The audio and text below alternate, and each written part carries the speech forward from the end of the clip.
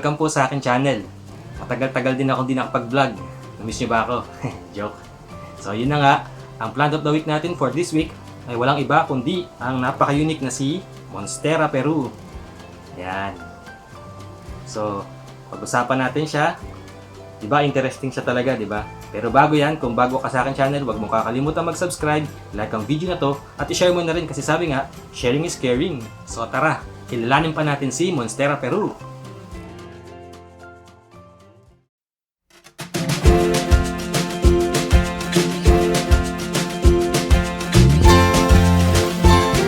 Okay, so ito na nga ang ating Monstera Peru. Si Monstera Peru po ang isa sa pinaka-unique na Monstera. Kasi dahil po sa kakaiba niyang texture. Para po siyang ampalaya, oh. Medyo bitter siguro siya, joke. Yan. Parang ampalaya din, ang ganda-ganda. Unique po ang texture. And maliit lang po ito nun. Kung makikita nyo yung video niya, i-attach ko na link sa taas. Maliit lang po ito.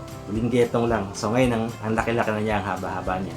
And hindi po kagaya ng ibang Monstera, kagaya ni Monstera Deliciosa, and si Adansonii, sila po si Deliciosa may split yung dahon tsaka may mga butas. And si Adansonii naman may mga butas din. Pero ito pong Peru, hindi po yan nagkakaroon ng butas. Hanggang tumanda po yan, mag-mature, hanggang lumaki pa ng konti yung dahon niya, magstay lang siya ng ganyan. Hindi po nagbabago yung itsura ng dahon niya. And may kamukha nga pala to si Monstera Pinatipartita na pagbata yon parang ganito yung dahon. Pero pag lumaki na, nagkakasplit na rin. So, kung gusto niyo makita yung versus ng Peru at ni Pinatipartita, i-attach ko rin yung link sa taas, okay? Ayan. Ganda talagang tingnan, lalo na pag mahaba na trailing na. Ayan. So, ayan, nakilala na natin siya. Pero paano nga ba inaalagaan yung Monstera Peru? Kagaya po ng iba rin mga Monstera, ang gusto niya, sa may bright indirect light. Hindi naman po maselan yung Peru.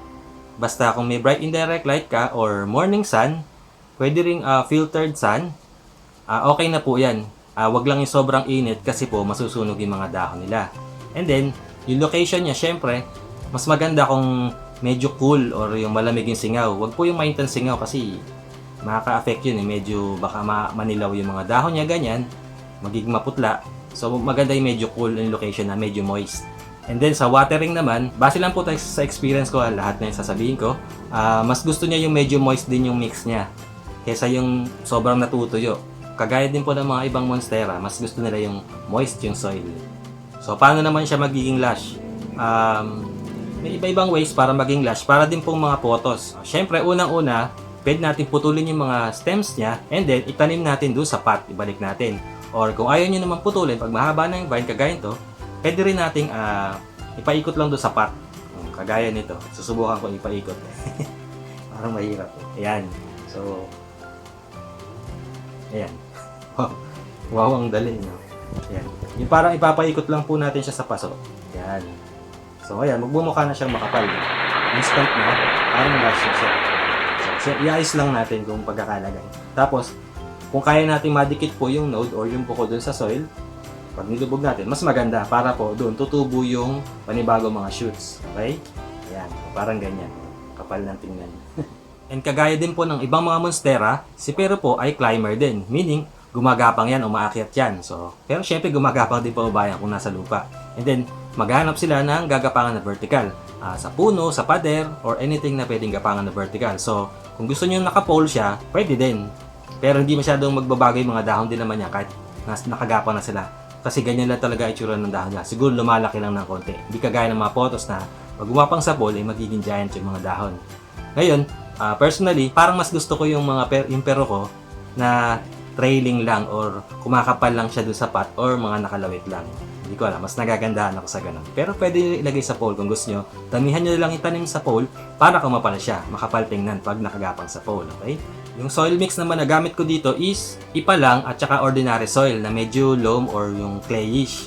Nagwo-work po sa akin yun, pero kung ayaw nyo po ng may halong lupa at ipa, pwede rin naman kayo gumamit ng iba, yung tinatawag na aroid mix. So, research nyo lang kung ano yung aroid mix. I think, aroid mix parang soilless mix yun kasi parang gamit nun, coco peat, coco cubes, may iba, may acacia leaves, tapos may ipa, o ganun.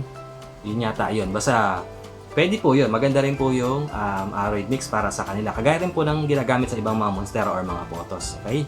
Anong nabili ko po ito, parang yung mix yata niya is parang may ano lang, may coco cubes, ganun yata, tas parang may konting ipa, di ko na matandaan eh. Pero na doon sa unboxing yon, so makikita niyo yung mix niya kung ano. And then, hindi ko rin po ito pina-fertilize. Kung makikita niyo sa ibang vlog ko, nasabi ko rin doon na karamihan po, almost all ng halaman ko, hindi ko po sila pina-fertilize. Kumbaga, naniniwala ako doon sa kasabihan na let plants be plants. Para po tumibay sila. Iyan natin silang mabuhay ng parang yung normal ba. Mag-adjust dun sa location nila. So, I think maganda naman po siya. Umaba na nga po compared dati.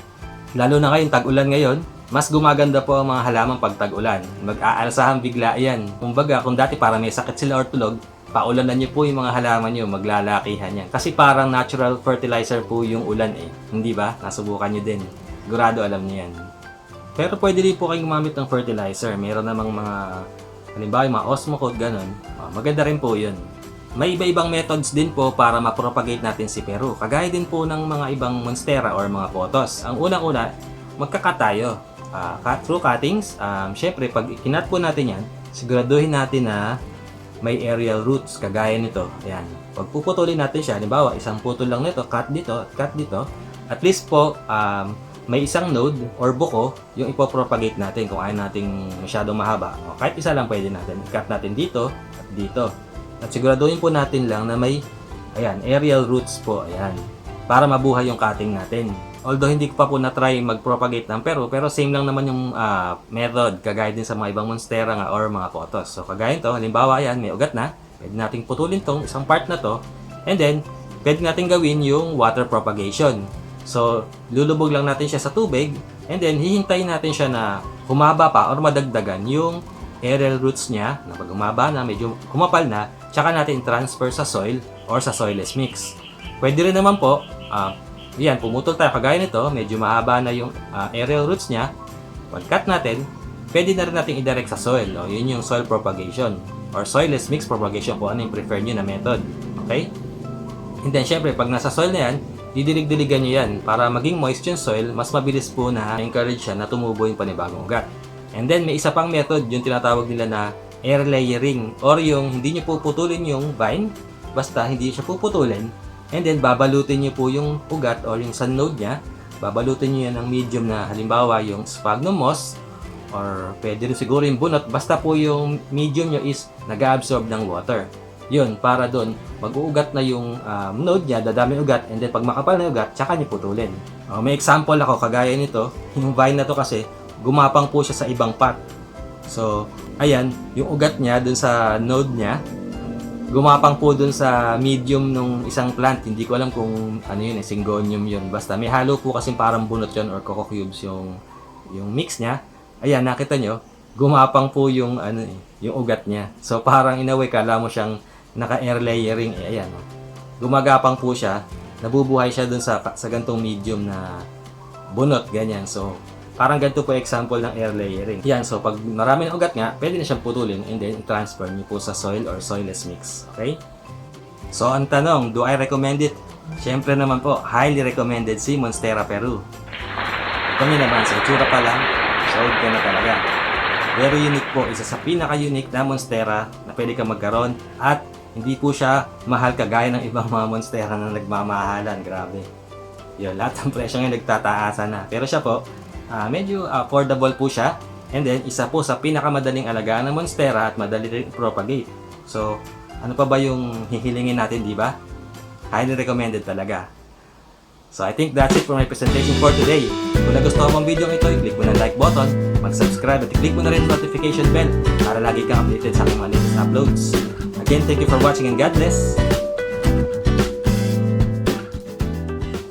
Okay, so ito na nga. Siyempre, unang-una, kailangan magputol kayo ng Siyempre, unang-una, magpuputol tayo ng mga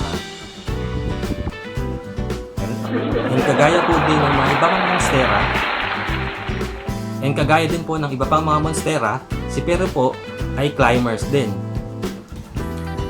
Kasi parang natural madaming ways din po para mag-propagate. Madaming methods din po ang pagpo-propagate. Isa sa unique na Monstera po itong si Peru.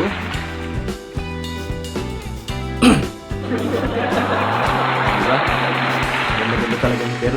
Isa po siya sa testing lang kung madidinig yung ambon.